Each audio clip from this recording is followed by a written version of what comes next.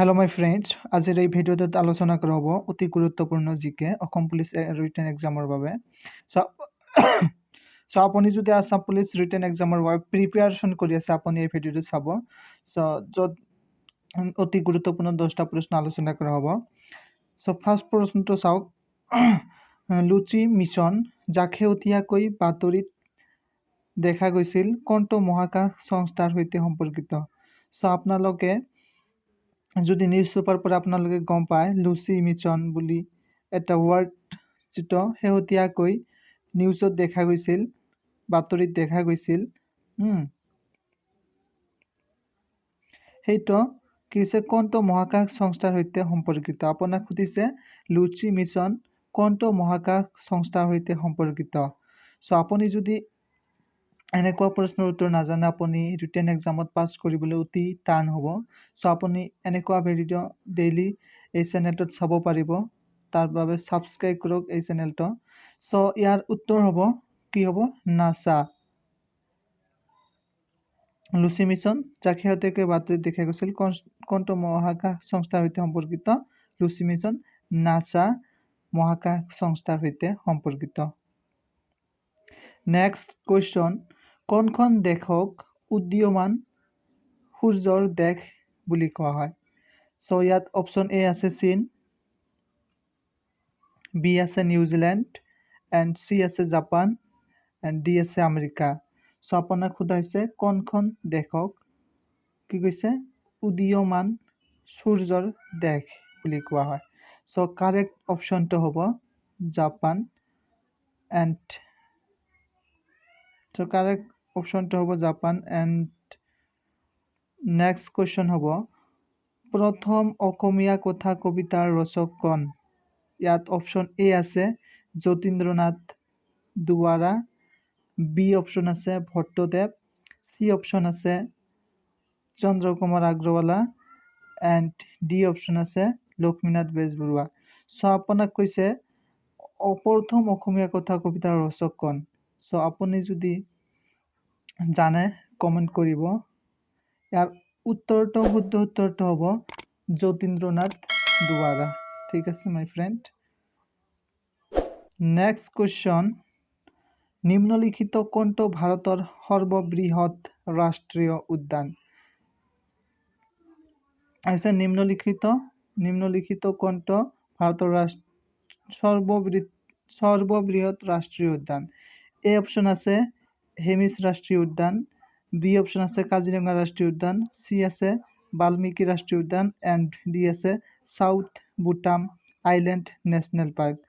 So what is the correct answer of this question. নিম্নলিখিত ভাৰতৰ আটাইতকৈ ডাঙৰ অথবা সৰ্ববৃহৎ ৰাষ্ট্ৰীয় উদ্যান হৈছে হেমিছ ৰাষ্ট্ৰীয় উদ্যান। সো শুদ্ধ উত্তৰটো হ'ব অপশ্যন এ। ঠিক আছে my friend. Next question, Assam ৰাজ্য কেতিয়া গঠন কৰা হৈছিল। সো আপুনি এনেকুৱা প্ৰশ্ন জনা অতি দৰকাৰ আপুনি যদি আসাম পুলিচ ৰিটেন এক্সামত পাছ কৰিব বিচাৰে। সো ইয়াত এ অপশ্যন আছে 1950, বি আছে 1960, চি আছে 1958, এণ্ড ডি আছে 1962. So which is the correct option for this question. So আপোনালোকে কাৰেক্ট অপশ্যনটো জানিব লাগিব।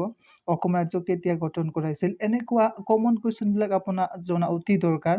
সো তাৰ বাবে আপুনি এই চেনেলটো ছাবস্ক্ৰাইব কৰিব এণ্ড ডেইলি ভিডিঅ' পোৱাৰ বাবে বেল আইকনটো প্ৰেছ কৰিব। সো আপুনি ইয়াত চাব পাৰিছে এ 1950 অসম ৰাজ্য কেতিয়া গঠন কৰা হৈছিল।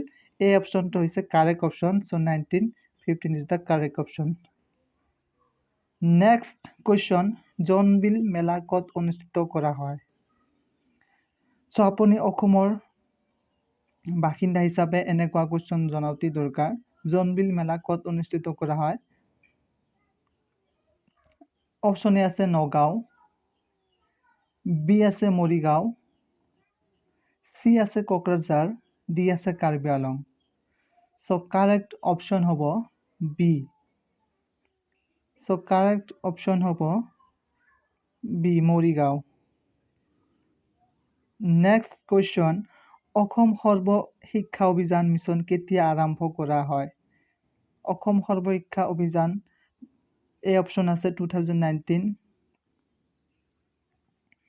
A option আছে 2019, B option আছে 2005,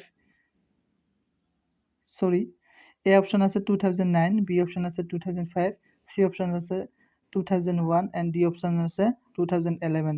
So which is the correct option for this question? Assam হল শিক্ষা অভিযান মিছন কেতিয়া আৰম্ভ কৰা হয়? ইয়াৰ correct answer to হ'ব 2001. So right answer is 2001. ঠিক আছে my friend.